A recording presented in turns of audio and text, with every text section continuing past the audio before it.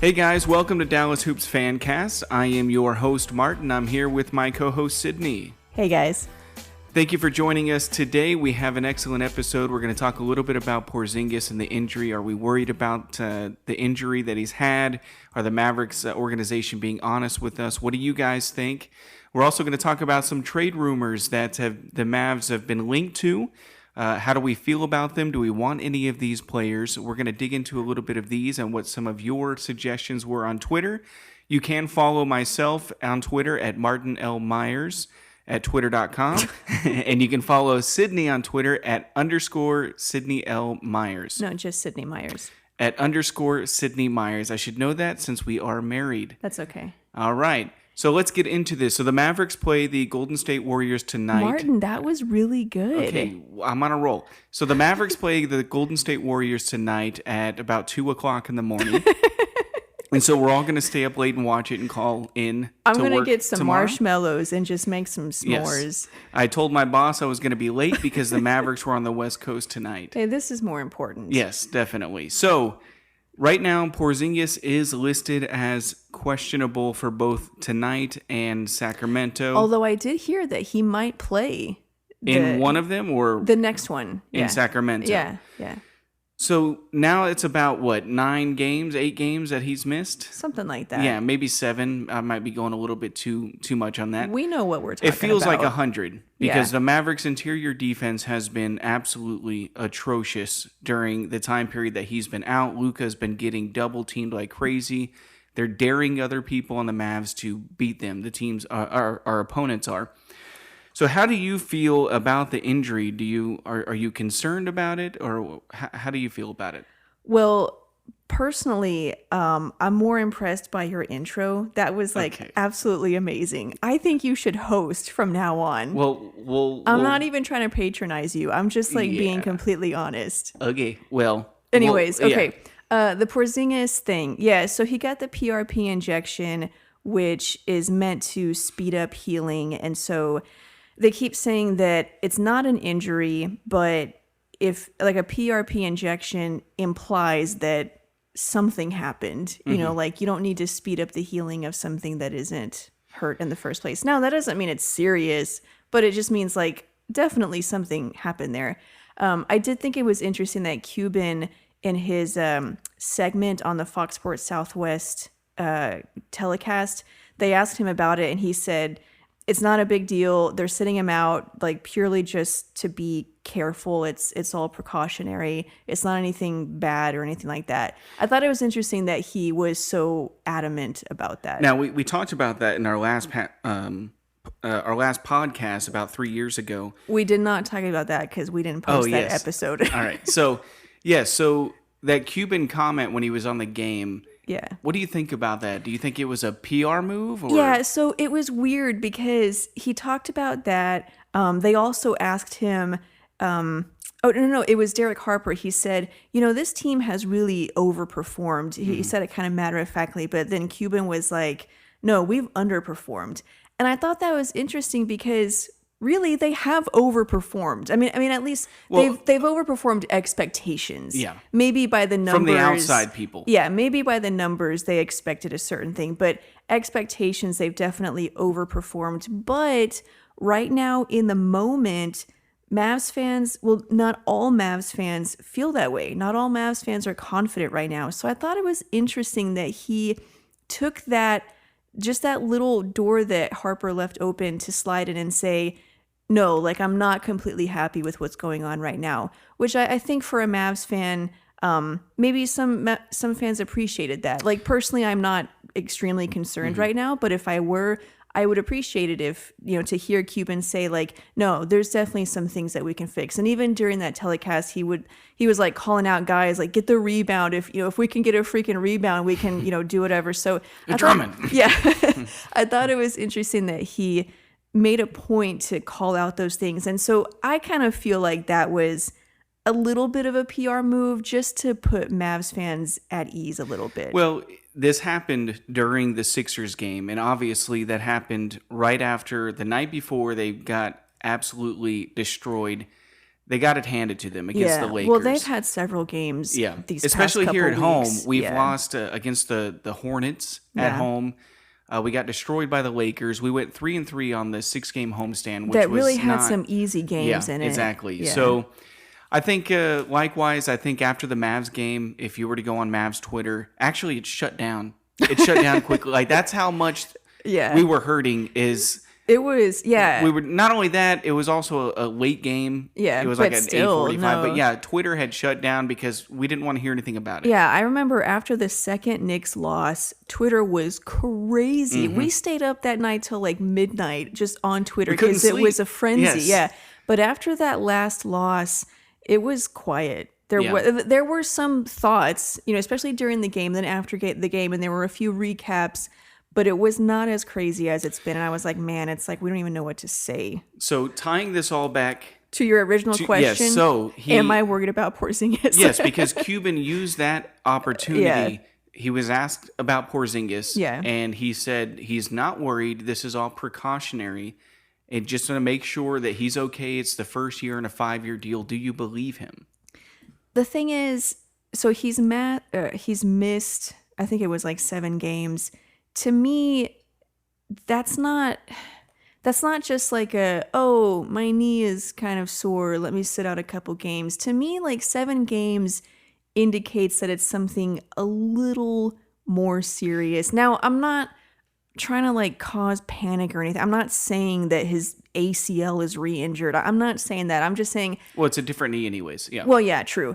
I'm just saying, I think it is maybe a little more than a sore knee, but I don't think it's serious. I'm not completely concerned, but I am a little more, I'm like, I don't know, between a 1 and 10, I'm like maybe a 4 or something. So do you think that the way the Mavs are handling it with missing so much time, even though they say it's not a major injury, has a lot to do with the fact that he had missed 2 seasons essentially, and they just, there's no need to risk. Is that why he's out, sitting out or more? why they're saying that it's right? not? So let's just imagine the last 2 years Porzingis plays, no injuries. He misses the regular games like a regular star would miss. And this year he's got this sore knee. Do you think he's playing right now on the sore knee, or do you think he's still sitting out? I mean, it's hard to say because I don't know what the injury is, or even if it is an injury. It's just a sore knee. That's what they keep saying. They've been so vague about it. And then, the other problem was that he got sick. So it's like he was sitting out because he was sick. Was but he then there's really also sick? the knee. And I mean, I'm sure he had the flu because it's I was just going kidding. around. Yeah. So it's hard for me to say because I don't really know what's going on. But if it is what Cuban says, that it's purely precautionary, then I think they're just being overly careful because he tore his ACL, because of his injury history, because of it's the first year of his max deal, because it's his first season here, they want to keep him happy. Like I can believe that. Like that I can believe. So I'm kind of on that level where I don't believe it's serious. I believe either he banged knees with somebody or hyperextended it or landed weird and it maybe sprained his knee. Either way, I'm on the side that it's nothing serious, but there's no need to have him play, even if it's sore, with no risk of re-injury. Yeah. There's no need to continue to play. We are in the first year of a 5-year, $130 million contract. As a fan, I want to win every game. Yes, but we also want Porzingis in year 3 or 4 when Luka's hitting his prime. It's just like, right now they're, I think, 6th in the West. If they don't start winning some games, they could fall to 7th. Yeah, and they could. I mean, the chances of that, even if Porzingis missed the rest of the year, the chances of them falling to 7th is not likely. It's not likely. They're as much as the Thunder have been hot for a long time. Eventually, the Jazz. Well, they're like Jazz, 3rd now. Yeah. But eventually, that heat starts to cool off, and a team will miss 3 or lose 3 in a row or 4 out of 5. That happens to every single team. So eventually, the Thunder are going to miss a couple games, and they're going to come back down to earth. They may hover around 500. That's my prediction. That's true. So with this, then moving on to the trades. Because of the Porzingis possibility of him being out longer or just having this problem going forward, Yeah. do you see the Mavericks being active in the trade deadline, So I in think trade season? that one thing that's been brought up whenever the Mavs lose these games is that you can't overreact because they're without Porzingis. So you're expected to perform worse without your second best player. And that is true. And I think, so if you take it from another angle, it's like, okay, maybe I shouldn't freak out about this game. But I think the fact that their defense is so terrible without him, maybe this shows that they can shore things up a little bit by making a couple of moves. That's one way to look at it. Yeah. Now, will they make a trade? I don't know. I mean, this whole Andre Drummond thing, it's to the point where I don't even know where that rumor started. Well, that's not going to happen. Yeah. And obviously, if you've listened to our podcast before or you follow us on Twitter, we were on an Andre bandwagon for about 5 minutes.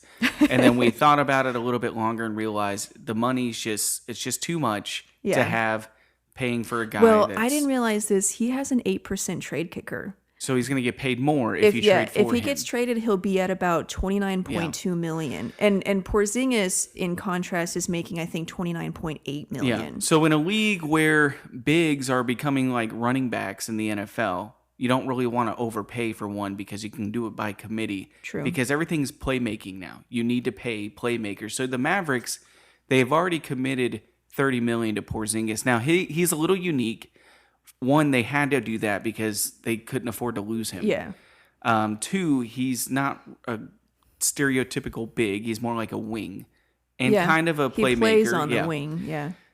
So then what do the Mavericks do with trade deadline if Drummond's not in the picture? So Brian Windhorst's podcast, he had McMahon on, and they talked about some rumors. First of all, McMahon said that he would be shocked if they traded for Andre Drummond. So as would I. Yeah. As would Cuban. Yeah. But two guys that they brought up were Andre Iguodala and how did I just forget his name? Robert Covington. Yeah. Now Iguodala, he's been floated around. I don't think anyone really knows for sure what's going to happen, but he has been linked to the Mavs. However, McMahon said that he would be surprised if they traded for Iguodala because the Mavs see that as just a rental because they expect him to go. Everybody expects him to go back to Golden State this summer. So they don't want to trade. They don't want to use these assets for a half-season rental. But Robert Covington sounded like he was definitely in play. And he's a 3-and-D guy. He's a lot like Dorian Finney-Smith. Does that solve their playmaking problems or deficiencies? No, it doesn't. I mean, he is a better playmaker than Dorian Finney-Smith. If you watch him, these times whenever defenses close out on Finney-Smith and he's got to put the ball on the floor and make a play, he can't always do that. Now, I think he's gotten a little bit better at it, but he can't really do that. Robert Covington can. That's not his game, but he can do that 3 to 5 times a game and it'll be effective. He won't just turn it over. So he's a little bit of an improvement there in terms of making plays, but he's not a playmaker. So it would improve their defense, which I think that's a worthy improvement, but it doesn't solve these other big things that fans talk about. So are we talking about Covington then taking over the starting role for Dorian? Let's say we trade for Covington. He comes in. Is it now Luka, Tim, Covington, Porzingis, Powell, and then Dorian comes off the bench? So first of all, they would be able to keep Finney-Smith. At least that's the rumor. So they would have both players, but then the assumption is that Finney-Smith would come off the bench, but that's only because Dwight Powell is just too good to bench. Oh. See what you've done there. Yes. Dwight Powell, the leader of the Mavs. But also as much as, it would be cool to start all these random lineups, but really I think in Carlisle's system, you need a rim roller. And so I don't think you could play Finney-Smith and Covington because then you wouldn't really have a rim roller. Yes, but you would be playing 5 out. Essentially, everybody on the court would be a 3-point shooter. I think that would open up the floor just as well as Dwight Powell's rim running ability. Although it is the greatest of all time, it will still help with that. Now, I have thoughts on that, but later on. Okay, so here's a thought. Okay. Covington's 6'7". Could you slide him in as the 2 guard and bring Hardaway off the bench? Now, Covington is a more natural scorer than Dorian. Yeah. He's just a more natural scorer, more natural shooter. Dorian But was that's not saying an a lot. offensive player at all. Yeah. So he's had to really work hard, and he has to get to the ability or get to where he's at now where he can shoot threes. Covington's more of a natural shooter and scorer. Can he play the 2, help with the defense on the wings, brings him Hardaway off the bench?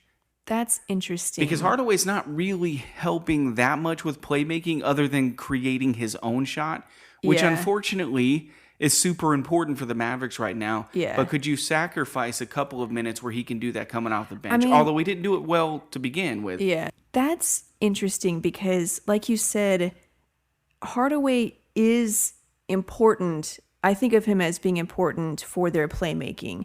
And it's like we already talk about how they need another playmaker, taking Hardaway off and inserting a really like non-playmaker. That seems counterintuitive. However, like you said, like Hardaway, he's not a playmaker in that he creates plays for the offense or the rest of the team. It's really he creates the shot for himself, which is fine. Which is great. It's yeah. what the Mavs need. I don't mean that as a bad and thing. not that he can't make a play. True, yeah. But essentially he's better at making them for himself. For himself, yeah. And yeah, that's not a bad thing. But when you look at it as like, you know, oh, we need playmaking. It's like, well, Hardaway actually doesn't really create that right now. Now, maybe in other ways in terms of like geometry and gravity and stuff that I don't understand. Like, Flat Earth. I mean, I understand these things, but it's not something I know enough about to talk about right now. So there might be other intangible ways that he creates plays, but you know, just in terms of like that playmaking, when you think of it the way that Luka does it, that's not what Hardaway does. So if you replaced Hardaway with Covington and then you still had Finney-Smith, you would lose maybe some of that shot creation, but Covington can make plays, and then their perimeter defense would be a huge improvement. Really good. Yeah. And that would help their interior defense because... Especially while Porzingis is out. But imagine when he's back. Sorry. Exactly. Yeah. Sorry. I'm just trying to bounce off of you. Yeah. No. That was good. I thought you were continuing it. No. Imagine even when Porzingis is back, imagine then having Covington and Dorian with Porzingis there in the paint. And Powell. Well, you can't forget Powell. But yeah, I mean, so their perimeter, their defense as a whole would improve, and they wouldn't lose anything in terms of shooting. Robert Covington is a career, let me see, 36% three-point shooter. Which I think that's slightly better than career Tim Hardaway. Yeah, probably. Now, to be fair, Tim Hardaway, since he's been in the starting role, is around like 44%. Yeah. And he's been great. And I don't want to replace Tim Hardaway with Robert Covington. No, that's not what I'm saying. We're just spitballing here. Yeah. It's not all going to be gold. And I envision, let's imagine that happens. And let's say, hypothetically, Covington gets the starting role at 2 guard.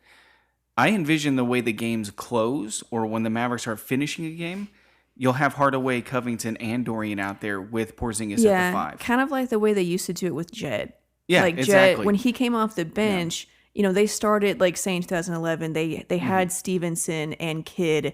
You know, that was not a playmaking guard lineup. Now Kidd could make plays, but he wasn't dynamic like Luka. You know, that was a lot of defense. And so, like, it can work. But I don't know. There's a balance you have to strike between like, oh my God, our defense would be amazing, and like, oh yeah, we need to score. You know, and I don't know. Maybe that's too far in one direction. My dream would be for Porzingis to be willing to play the 5 full time and just accept that, because it's not going to be a traditional 5. He's still getting the same rebounds because on defense, his role isn't going to change at all. Yeah. He's already playing the 5 on the defensive end. But offensively, he's quote-unquote playing the 4. But the Mavericks don't really care about all that. They have a roller and a floor spacer. Yeah. But in my opinion, if he played the 5 full-time, that would allow Hardaway, Covington, and Dorian to all play. I think that helps with your playmaking ability because Covington is a little bit better playmaker. Tim Hardaway is, you know, he's a better playmaker. Now, he's a shot creator. Yeah, are they all-time great playmakers? No. But I think it's maybe just enough shooting and playmaking and defense in order to help the Mavericks out. Now, theoretically, in my opinion, and on paper, that would work great. Yeah. Would it actually work on the court? I don't know. Who knows? Yeah. So. I mean, that is more appealing if Porzingis could play the 5, because then you can have the playmaking and shot creation of Luka and Hardaway, plus the defense of Dorian and Covington and Porzingis. I think what also makes that unique is not only is it 5 out, but... Yeah, you could legitimately play 5 out with that. Because everybody is a legit 3-point shooter. Yeah. But Porzingis has the ability to shoot from like 35 feet. Yeah. And if he makes that consistently for the next year or so, and he shoots around 35, 36% from 35 feet, he can start standing out there. True. And his defender would have to stay out there on him, which would open up the floor even way more than imaginable. That reminds me, so we're going to talk about this later on, but Steve Nash was recently on Bill Simmons' Book of Basketball podcast, and he talked about how D'Antoni wanted them to space out so much, and he told them, if you're in the corner, I want you all the way in the corner, almost behind the backboard. He said, because even just those few feet opens up inches. If you're a few feet in, your defender can, cheat or kind of guard two guys. But just a couple feet to go all the way to the corner, it stretches the defense out so much. And I think that's why Porzingis being on there, being able to take those shots. Which I really think that Carlisle, and I'm not in Carlisle's head, although he may not know it, I'm just kidding. I think Carlisle really likes when Porzingis shoots it that far out, because if he can make those consistently, that's just going to force defenders, even if it's just a couple more inches or a foot that they have to go out there, it opens it opens the lane up that much more for our driving player, whether it's Luka or Hardaway or Dwight Powell. Yeah.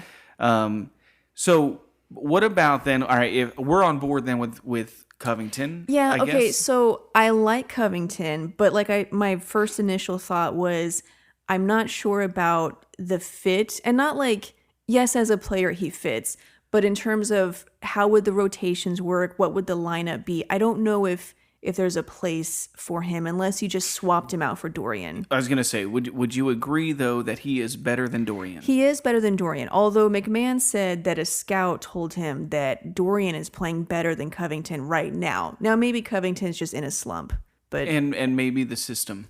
You never know, true. So, okay, with the Porzingis injury, does that make you want to maybe trade for somebody that can maybe, let's say Porzingis was out for 20 games. We can't go like this, the way we're going for 20 games. Is there anybody out there that the Mavericks could get that would help them sustain their record or still be good while he's out? I mean, the only guy that fits, well, really just offensively, a lot of people talk about Kevin Love, but I don't think the Mavs are going to... Not for that money. No, not for that money. You can't pay Porzingis and Love. Yeah, and that was one, what McMahon was saying in this pod was that he doesn't expect the Mavs to make any big moves because they're so concerned with their 2021 cap space.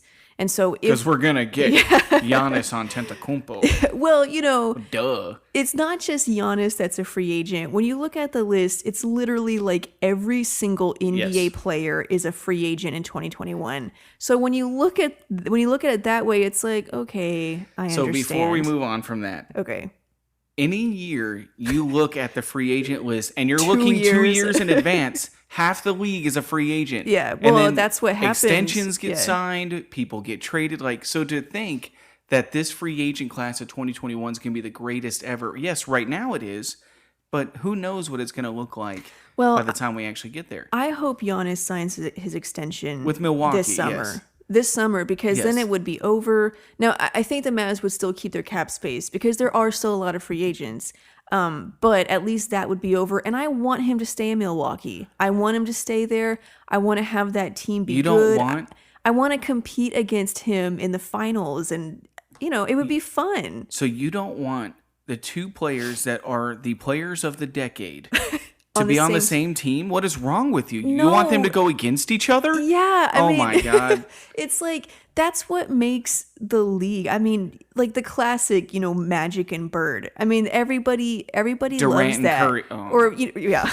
I mean, Bill Russell and Wilt. Like, it's like, that's what people want to see. Kobe and whoever, was in the East. My prediction is he stays in Milwaukee. At least for this extension. Yes. Usually maybe after that he might move on. Usually you get your rookie deal and your extension. Teams generally get about 7 years. He's on that one right now. Yeah. So this he's would on be the a extension? new one. Yes. Oh, okay. Yeah, okay, never mind. He's then. on his rookie extension. Yeah. So this is his full-on, full-blown Supermax extension. I just, at the same time, I thought Durant was that kind of person that would stay. And he turned out to be not anything like anybody thought he was, and not in a good way. People had this really nice picture painted of him. OKC's big enough for me. Yeah, and he turned out to be like the complete opposite. And so Giannis, I think he is that nice kind of guy, but I don't know. We keep getting off topic, though. What about... I wasn't done with my thought, though. Oh, you weren't? Okay, you'd been talking the trade thing. So McMahon said they probably won't make a big deal. A big trade. So if it is, it would probably be for like a Robert Covington, maybe Iguodala, even though he said they're probably not interested. Jae Crowder was floated around a little bit. And I really like Jae Crowder. I always have. I think he's a solid guy, good defender. He plays with confidence. He's not a great player, but he's good. You know what you're going to get out of him. He's a Carlisle guy. Yeah, he's a Carlisle guy, and I think he would fit. Now, is that just me being a fan and being like, oh, he used to be here, I want him back? It could be that, but I think he's a good player. And I mean, if they got him for nothing, then yeah, sure, why not? So I believe it would be smart for the Mavericks to have a solid big that can back up Porzingis and play a similar style as Porzingis. Now, one could make the argument, Maxey and for some weird reason, we haven't been using Maxey like Porzingis. The last game in Philadelphia was the last time, or the first time, we saw him in the starting lineup with Capel. Okay, one thing interesting about that. In his last press conference, or, post-game thing, Rick Carlisle was talking about Maxey, and he said he really likes him, and he wishes they could play him more, but he thinks that the minutes would be too much for him. And I thought that was an interesting comment. And so I wonder if under normal circumstances they would start him, but they've, examined his body type and whatever, and they've just determined that his body can't handle starters minutes. Well, and that's true because the last 2 years, or his first 2 years with the Mavericks, he's always had a sore knee or a bone bruise or something after he's played a lot, so they want to keep his minutes down. Yeah. That's just a random thing. Like, maybe that's why they start Powell over Maxey. So what about Gallinari? Okay, I really like the power Gallinari. forward role? Yeah. And the Thunder, temporarily. Like, there's a lot of guys on the Thunder that I like. For example, and this might be me just being desperate, but I think Chris Paul could help the Mavs. I've always thought he was a jerk, but that's why I'm saying maybe I'm just being desperate right now. But his veteran leadership and his playmaking ability, he could really help the Mavs. However, his contract is so huge. It's ridiculous. It's not going to happen. I mean, I don't even know if they have the contracts to make it happen. They probably could make it fit but somehow. It would, yeah. Because the Thunder will be, oh no, throw that player in. We'll take him too. Yeah. So him, Shai Gilgeous-Alexander, I've always liked. I mean, that was such a great draft pick by the Clippers. But, and then, to get him. But yeah, he's a young player, probably not, probably off the books. Steven Adams, Gallinari, Dennis Schroeder. Yeah. So he's one that if the Mavs wanted to get him, I think he would be easier to get than Shai Gilgeous-Alexander because he's older. And let's just go ahead and agree that Shai Gilgeous-Alexander is on their no trade list. Oh yeah. Okay, I agree with that. Dennis Schroeder, his playmaking ability, I think could help the Mavericks. However, I've heard that he's got, I don't know, some kind of like attitude or personality problems. I don't know if that's true. He seems to be doing fine right now. Yeah, maybe we could use a little crazy.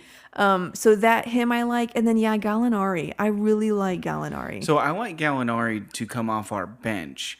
Now, when Porzingis is out, I like for him to be in the starting role because I think that keeps your offense the way it's already Similar. running. Now, your defense is still going to get shredded because we have Powell as our rim protector at that point. Yeah, but his alley-oops. Yes, but I think offensively it keeps the pressure off of Luka just that much more because you can't really leave Porzingis or Gallinari. Yeah, Gallinari, he just comes with that reputation. Maxey doesn't. So although Maxey can shoot threes consistently, he doesn't draw the same attention. And and also Gallinari is better than well, Maxey, and I think Gallinari, just with the name alone and his reputation, guys are more reluctant to leave him. And I think having him on the team, and not just for this year, but going forward long term. Yeah. Because the Mavericks are going to need somebody just for load management purposes. Because anytime Porzingis is out, we can't lose that game. So you have to have a valuable big. Valuable? Valuable. Is that a valuable? Like, yes. Why does that sound so weird? I have no idea. Valuable. I'll make my point later. Okay, sorry. Valuable. I think another guy. That's a weird word. That would fit their style of offense and help defensively. And I don't know, obviously, he would have to start or come off the bench. I don't know. But Just say it, man. It's Miles Turner. Own it. Miles Turner. So Turner is a floor spacer on offense. But are the Pacers even... Why would they be interested in trading him? I mean, he's never really developed into the guy that they thought he were. So I doubt he's untradeable. I don't know what his contract looks... My whole point is I'm thinking about somebody who can fill Porzingis' role on offense and his role on defense. And unfortunately, the next guy available is Turner. There's really nobody that shoots threes on offense and is the rim protector on defense. At that point, I think you might as well just go with Maxey. Well, Maxey, yes, or just and having Gallinari or another shooter out there. So Gallinari is making $22 million this year, and that's this is his final year of his deal. Yes, yeah. So as an expiring contract, I don't know if the Thunder would trade him because they would get that cap space. I think if they traded him, it would be for like a young asset or a pick or something. Yeah. So I don't know. I mean, I would love to have Gallinari because I think he's a veteran. He's been in big games. He's been the number one guy. He's now, savvy. He's a good playmaker. He's a good shooter. I think he would bring a lot to this team. Not great defensively. I understand that. And the injury concerns. I understand all of that. I like him though.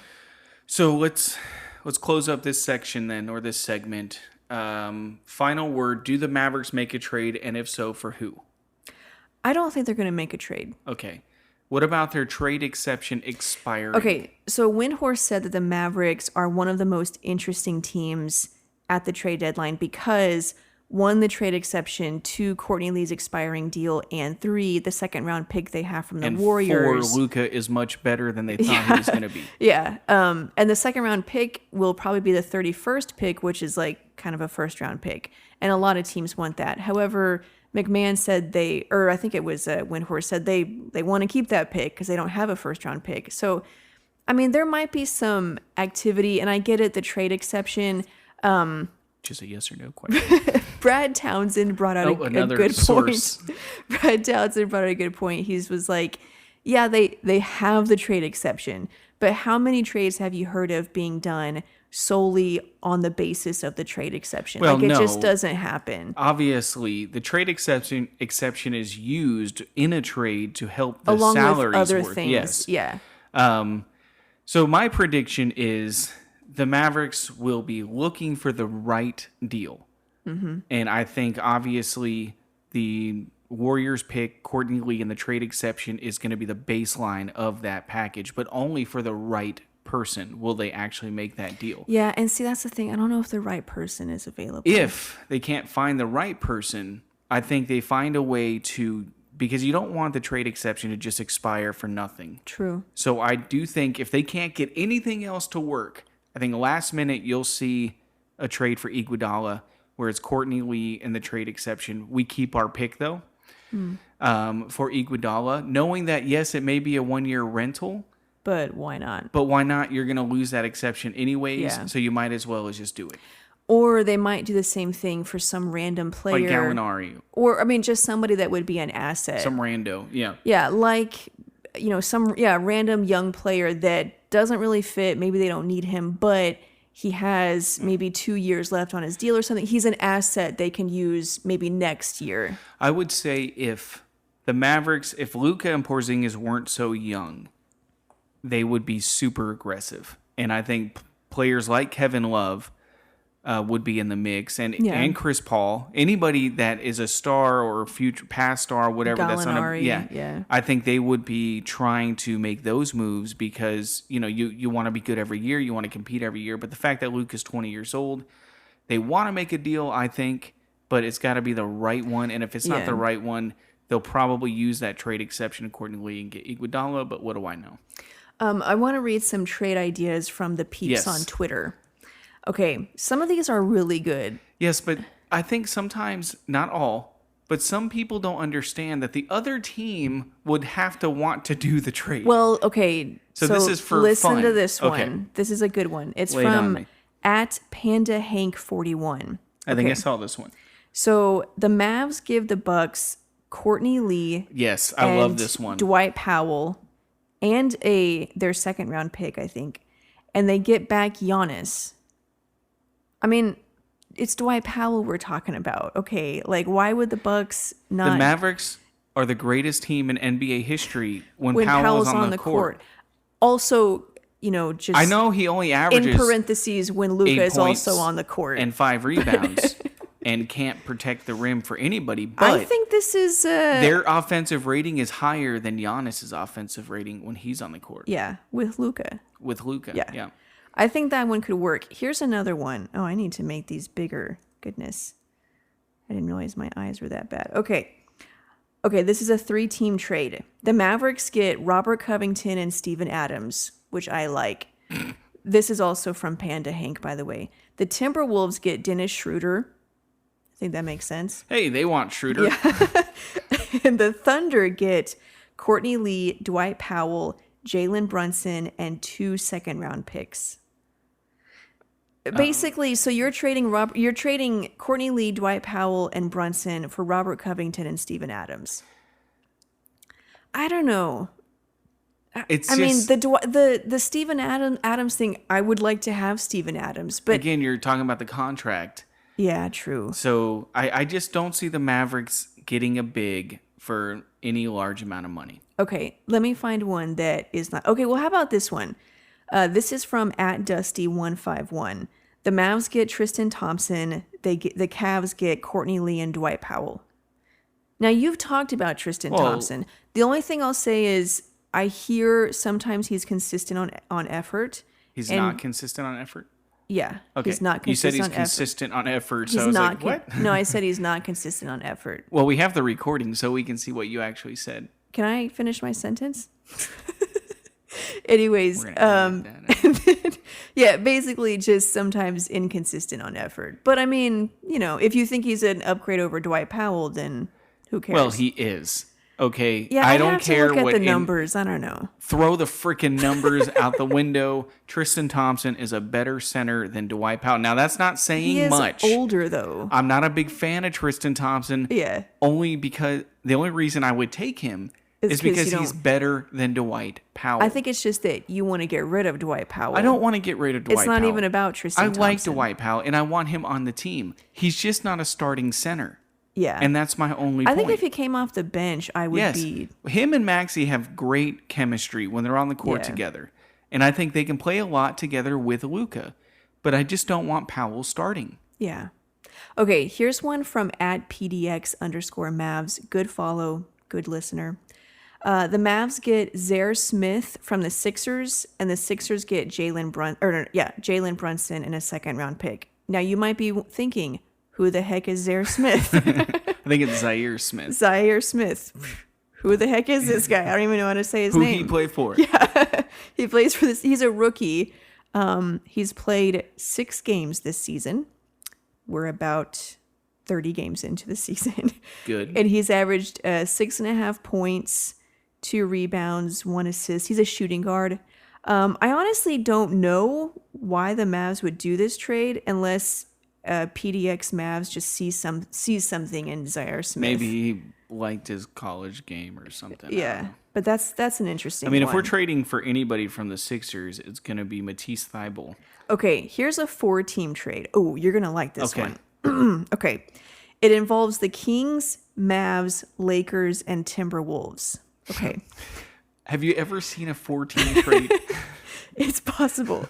So the Kings get Courtney Lee and Kyle Kuzma, essentially Kyle Kuzma. The Mavs get Bojan Bogdanovic, or is it Bojan Bogdanovic? All these bitches. Oh no, this one. He's the This one one's from the Bogdan. Kings. Bogdan Bogdanovic. Bojan plays for the Jazz. It's the white Vich guy. That one from the Kings.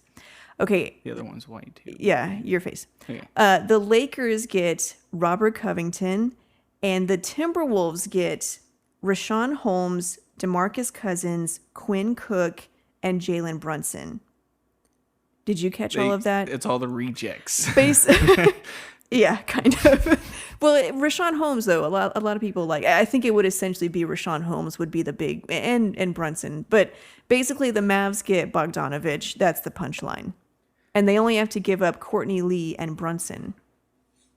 I mean, when you look at it that way. I mean, if you can get Bogdanovich, you do it just because it will make Lukey happy, and we got to keep him happy. Yeah. And if you bring in his buddy, then fine. Even if it's not going to take you over the edge, you're not losing much over it. But the Lakers are only getting Robert Covington, and they're not going to trade. And they're giving up Kyle Kuzma. Yeah, I don't think that they're would not happen. trading Kuzma for Covington. But Bogdanovich, just, when you look at just that piece of it, I do like Bogdanovich. I mean, if they could get him, yeah, I would love that. But I don't think the Kings Well, are and I don't give think the him up. Kings will trade anybody to the Mavericks because of the Luka situation. True. So Yeah. they're not going to give them another one Yeah. of their good players. Watch him come over to Dallas and average 25 a game. If you don't know, there's rumors, or maybe it's not even rumors, it's confirmed that Kings Vlade Divac didn't draft Luka because he doesn't like Luka's dad, which is dumb. But yeah, that they probably. Even if that wasn't true, he just didn't think he was a good fit. Yeah. That's also stupid. I'll never forget that press conference after that. Why'd you guys draft Bagley over Luka? Better fit, better player. Really? Like, even you don't believe that. Okay, this one Even Bagley didn't believe that. This one is from @Athesis00. Yeah. Close enough. Mavs get Ricky Rubio and Aaron Baines. Suns get Courtney Lee, Boban, and Jalen Brunson. Not trading Boban. Oh, not even for Ricky Rubio? Not trading Boban. And Aaron Baines. He flops too much. Yeah, just not trading Boban. I don't like Aaron Baines. Boban's going to be with the Mavericks for the rest of his career. Okay, so you won't like the next one either, because that was also... We're not trading Boban. Whoever, you need to block these people that suggested we trade Boban. You won't like that one either, because it was also Boban. What are these people thinking? Okay, here's one. God. Mavs get Jason Richardson and... Jason Richardson? No, not Jason Josh Richardson. Richardson. I was going to say, he retired. Hey, that would be cool, though. And Korkmaz, I don't remember what his first name is. And the Sixers get Courtney Lee and Justin Jackson. Basically, Justin Jackson for Josh Richardson. But the Sixers aren't trading Josh Richardson. No, they're not going to trade What are we talking Josh about? Richardson. That'd be like trading Tim Hardaway for Josh Jackson. Yeah, Justin Jackson. Josh Jackson. Was He's he not a even in the teen league star? anymore. Oh, no, yeah, Joshua Jackson. Joshua Jackson. Jackson. Okay. He was back with that dude Skulls. from Lord of the Rings. Dawson's Creek, I think. Joshua Jackson. I don't know. Something like that. Okay, Next one. It's the Knicks. I don't see the Mavs and the Knicks doing a trade, but basically the Knicks would get Dwight Powell and Justin Jackson, and the Mavs would get Marcus Morris and Robinson. Now, Marcus Morris has actually played well. Mitchell Robinson. Okay, Mitchell Robinson, The Knicks yeah. aren't trading Mitchell. He's the only bright spot they have. They're not going to trade him. That and anytime Porzingis is injured. Well, That's but that's as good as I'm winning just a saying, game. like, Mitchell Robinson is the only thing they got going for them right now. They're not going to. Well, they might trade that one piece because it's the New York Knicks. Now, we can't destroy all of these trades because I asked people to send these I'm not trade destroying ideas them. I just- who were saying, you guys are idiots. No, I'm sorry if I'm doing that. What I'm saying is, like, the other team's going to have to agree to it. So they're not going to just do it because You don't the think Mavericks the Lakers would trade Kyle Kuzma for Robert Covington? I mean, that they might, Or because the Kings would trade Bogdanovich for Jalen Brunson? No, they would not do that. I made it clear that the trades could be as crazy as you wanted it to be. But that one does bring up a good player, and that's Morris. Marcus Morris, Marquise Markieff Morris, because I don't know which one it is. It's Marcus Morris. I would love him on the Mavericks, and I think him coming off the bench, also him filling in when Porzingis is out. Yeah. I think he would be a perfect fit for the Mavs. And plus, he's got a little bit of attitude, which the Mavericks could use some of that right now. And he's a veteran. He's kind of a punk, which I like in a good way. I'd like to have him on the Mavs. Yeah. Okay. Couple more. This is from @Brent Edmondson. So sorry if I'm bashing your guys' trades. Yeah, you're just being a jerk. Whatever. Washington gets Courtney Lee and Jeff Green. The Clippers. Jeff Green. Yeah, he's still in the league. Yeah. The Clippers get Thomas Bryant, and Dallas gets Davis Bertans and Montrezl Harrell. That's JaMychal Green. JaMychal Green. Jeff Green got waived by the Jazz. Oh, okay. Yeah, because it only has the J, so it's hard. JaMychal Green. So JaMychal Green and Courtney Lee go to Washington. The Mavs get Davis Bertans and Harrell from the Clippers. Oh, well. And the Clippers get no. Dallas gets Davis. You know what? I'm a little confused. So in the end of it, the Mavs get Davis Bertans and Montrezl Harrell. Yes. Do it. Yes. Do it. Excellent, Brent Edmondson. I like that. Yes, one. I like him. He's a good Twitter. Yeah. Good follower. Great idea. Great idea. Both of those guys are perfect. Love I don't it. know if we have the assets for that, but man, I would take them For in a Courtney heartbeat. Lee, that's an expiring deal. I don't want to. We're not mocking Teams this guy. want cap space. Brent's one of our good ones. He's a good one. He's Okay. one of our good followers. Obviously, I would take Harrell and Davis Bertans in a heartbeat. Yeah. I mean, that would be the perfect fit. I don't see Washington or the Clippers doing that for that deal for those players. But I think they would. I mean, if they did, I'd take it in a heartbeat.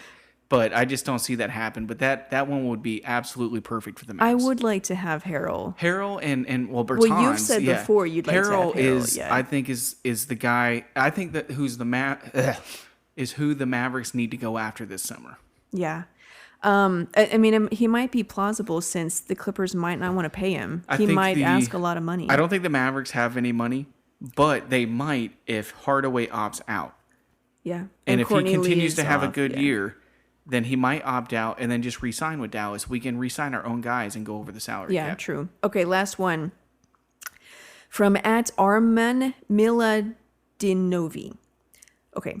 Mavs get Robert Covington and Gorgie Jang. Yeah. I've never known how to say his name. The Timberwolves get Courtney Lee and Jalen Brunson. I mean, I would do it in a Yeah. heartbeat. I think somebody else suggested this trade too. I think the Timberwolves would have to have the second round pick. Yeah, he said and the trade also exception. add this. Yeah, you would add the trade exception and the pick too. I mean, I don't know if the Timberwolves would do that because Covington is kind of especially with contenders, he's a well sought after. I mean, if you're getting offered something better, but you can't just say, no, he's off. I mean, you can't be emotional about that. You know, he's not Klay Thompson. Well, no, but I think you got to think of what the Timberwolves' needs are. Their needs are point guard, and maybe Jalen does that, but maybe that Jalen doesn't do anything for them. I think somebody that would probably light their fire a little bit more would be Dennis Schroeder. Yeah, true. I think they might be interested in that, but yeah, obviously I would do that in a heartbeat if the Timberwolves agreed to it. I don't think they would. Okay, those are the last of the Twitter trades. Okay, so I just want to apologize.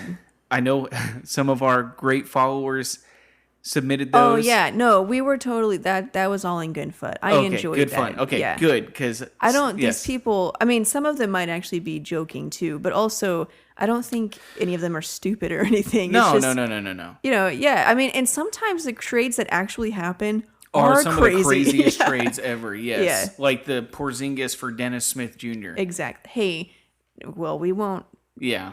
We won't have to talk about Smith. He's had a rough time lately. Who? Dennis Smith Jr. Is that an NBA player? He struggled to contribute with the Mavericks, but I don't want to like start bashing him or anything. Anyways, let's move on. Okay. What is our next topic? All right. So I was listening to. Well, you're supposed to tell me and then I introduce it because I'm the host. Oh, okay. Well, can I introduce it? Yes. Thanks.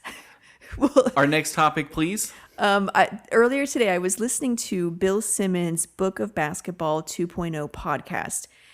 Great podcast. Follow it or listen to it. He had on Steve Nash, and Steve Nash was talking about the 2007 playoff series against the Spurs. And he made some comments about the physicality of the Spurs that I thought were very pertinent to the Maverick situation with Luka and the way defenses play him.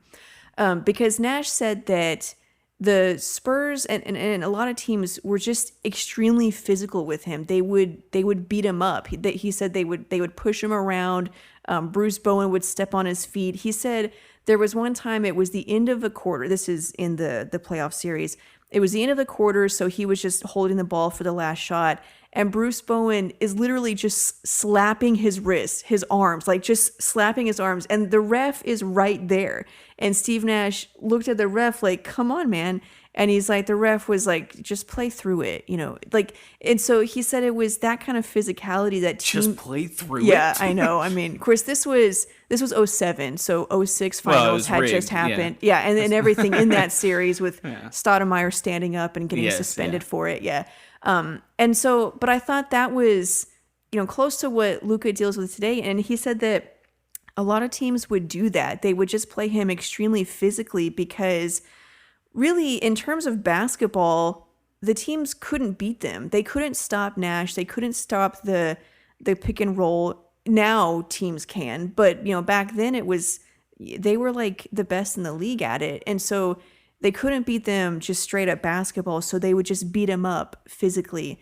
And he said, that going on through the entire season, and then you get to the playoffs, he said, now when I watch it, I was exhausted. Like I didn't have any energy. There was no pep in my step. They had just beat me down. And so, maybe, like in terms of defense, I still could have smoked them, but I didn't have the energy. Mm-hmm. And I thought that was, a lot of what Luka deals with is that kind of physicality. Nash said they did the same thing with Chris Paul. Teams were physical with him. We talk about the Clippers and how teams were physical with them because they knew they could get them out of their game. He said they do the same thing with Steph Curry. Like anytime there's a team that has a ball dominant or a ball handler or a point guard, they beat them down physically because they know like this is the head of the snake. And if since he makes every play, if we can wear him out, then we have a chance at beating them. And I think that's what Luka's dealing with. And I think that's why it's never going to stop because the Nash dealt with it for his entire career. Well, and this goes back to, and I don't know if we've mentioned it on the podcast before or if you and I just discussed it. This is why I think Luka cannot play point guard. And it's not because he's not good at it. I think he would be the best in the league. But the problem with playing point guard is all the attention is on you. Yeah. And you get beat up. You get double teamed on screens because you are the head of the snake. That's why I think your point guard, the Mavericks need a strong physical point guard, Malcolm Brogdon, who can bring the ball down, who can initiate the offense, who can take the beatings from the other team. Luka can play off the ball. He can come off screens. It keeps the defense off balance where they can't double team him as easily.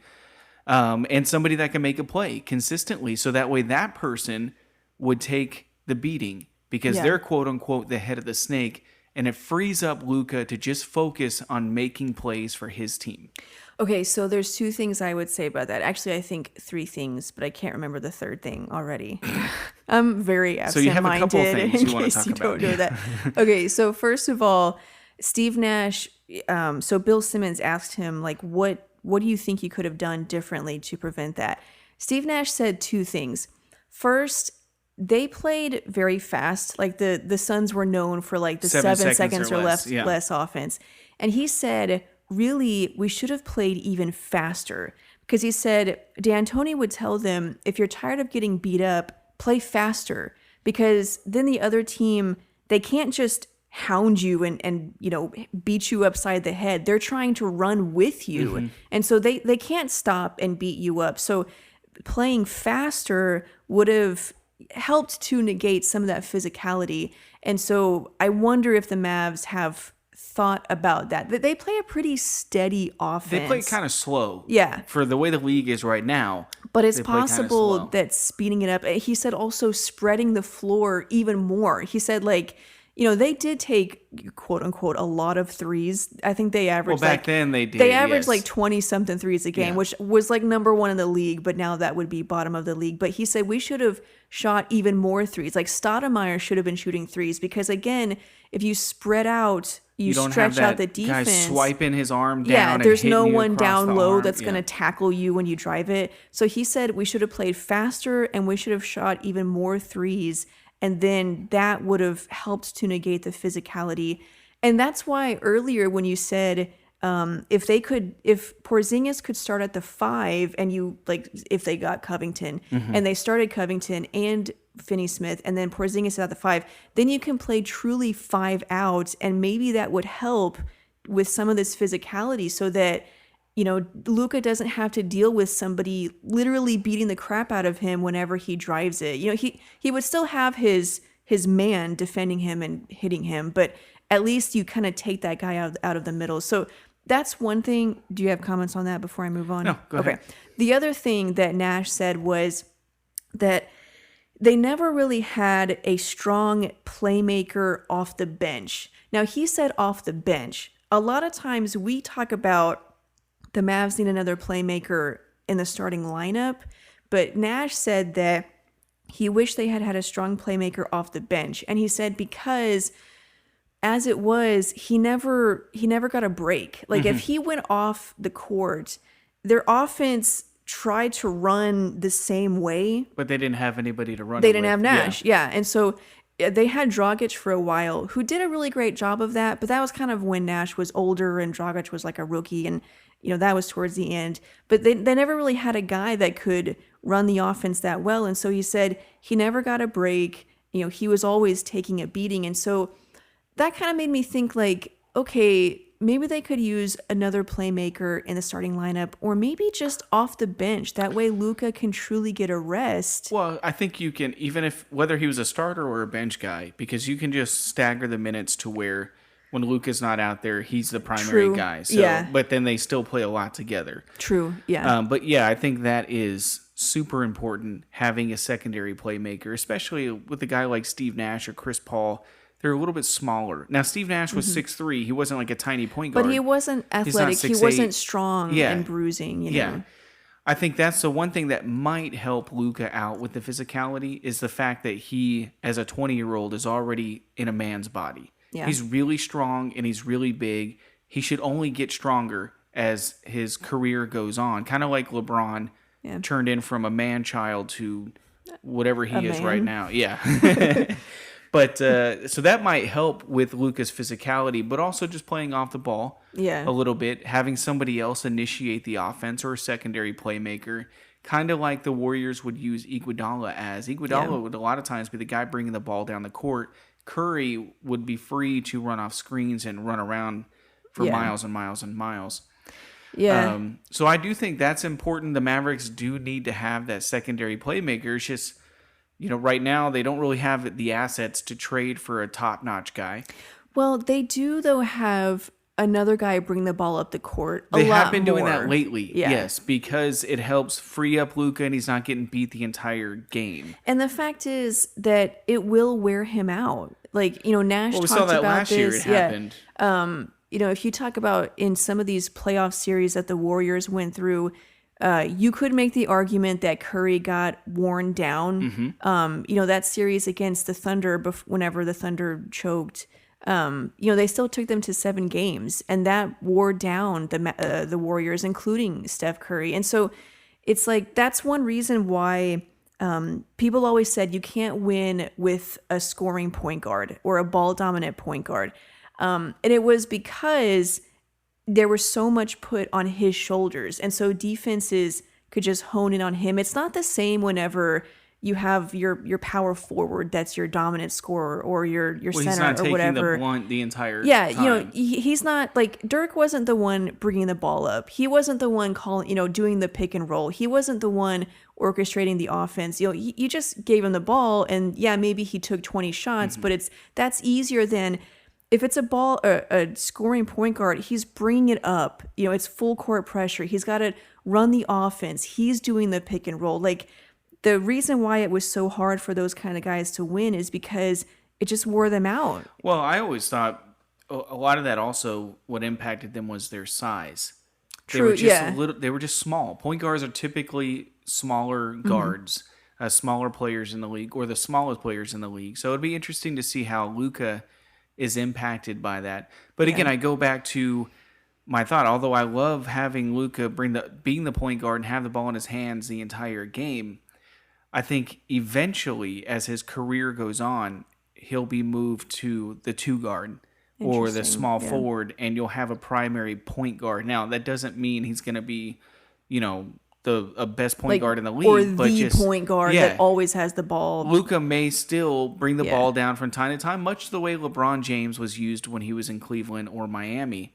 But you need somebody that can take that beating. Yeah. The full court press that can handle all those kind of things. And Luka is kind of away from the physicality, coming off screens and stuff. But that's probably not going to happen anytime soon. That's a whole other step of team development. Well, and that's where having a secondary playmaker really helps, because if you have that, then whatever then there's no position problem it here. is, And then there's no problem as long as it's somebody that can bring the ball down the court, that takes that beating away from Luka, or they kind of offset each other.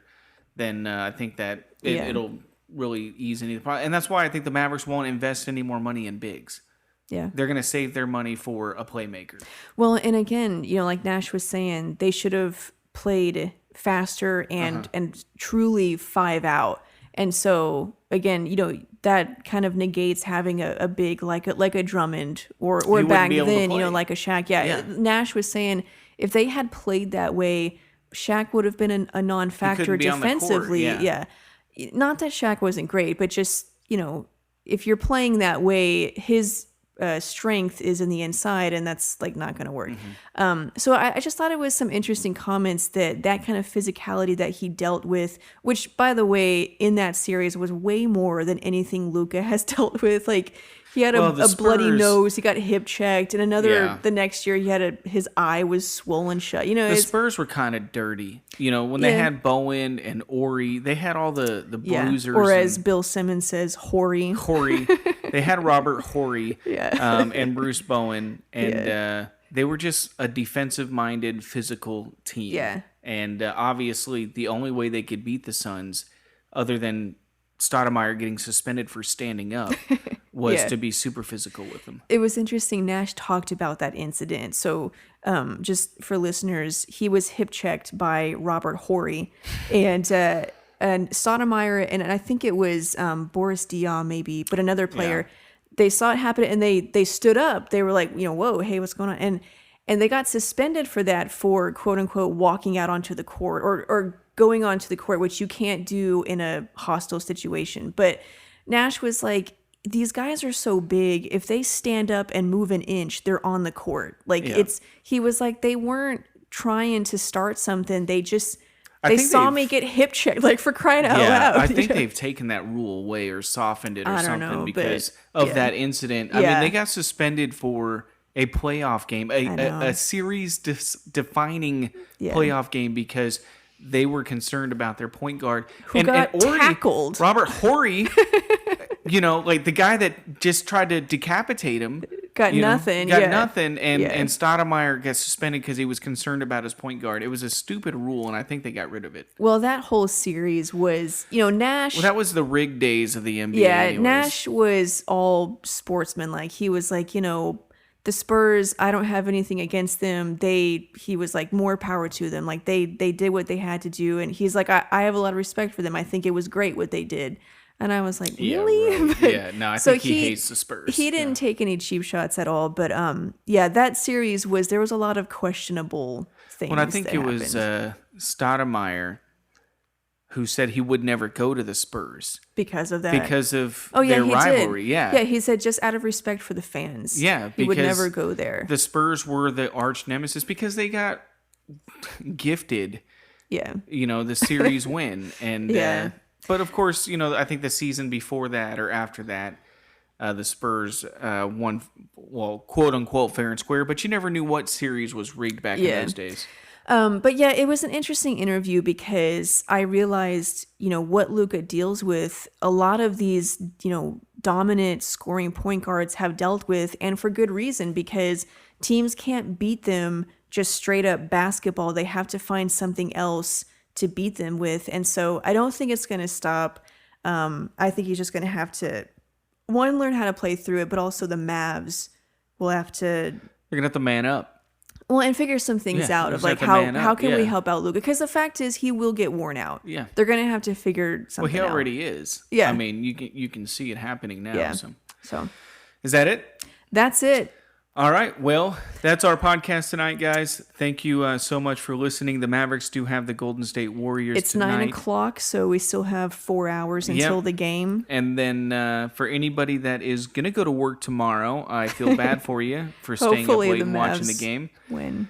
Then we got the Kings tomorrow. Hopefully in one of these games, if not tonight, we'll have Porzingis. Hopefully tomorrow we'll have Porzingis back. We need him because we're getting killed in the paint, and Luka's getting double teamed like crazy. It's like Porzingis offensively, you miss him because of floor spacing, but defensively, like holy cow, it's a layup line. Yeah, the entire game.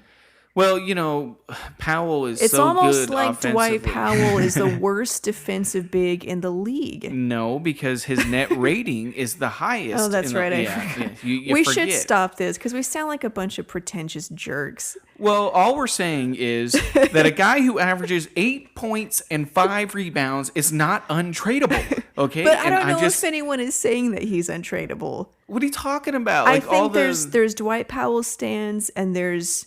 There is not a single Twitter fan that is on Dwight Powell's side. Well, maybe one or two, but maybe most not of on it Twitter. Is the media guys? Well, the guys that are close to the team that they're never going to say anything bad about. Well, and also I think they have a closer look at the analytics and also an appreciation for the roster. And again, I want Dwight Powell on the team. Oh yes. But stop trying to convince me that he is the best center the Mavericks have ever had. He's not. He is easily replaceable, and you can put somebody else. If Dwight Powell can be successful in the NBA in this system, any center can. That's all my point is. I want him on the team. I love Powell. I want him and Maxey, that 2-man team with Luka on the bench. Not Luka on the bench, but them two on the bench. Yeah. Anyways, that's our podcast tonight. Mavs play tonight. Remember, you can follow us on Twitter. I'm doing this. Oh, okay. Yeah. Remember, you can follow Sydney on Twitter at _Sydney Myers. I am at Martin L. Myers at Twitter.com. Thank you again for listening, and we will see you next time. You did a really good job. I think we found your hidden talent.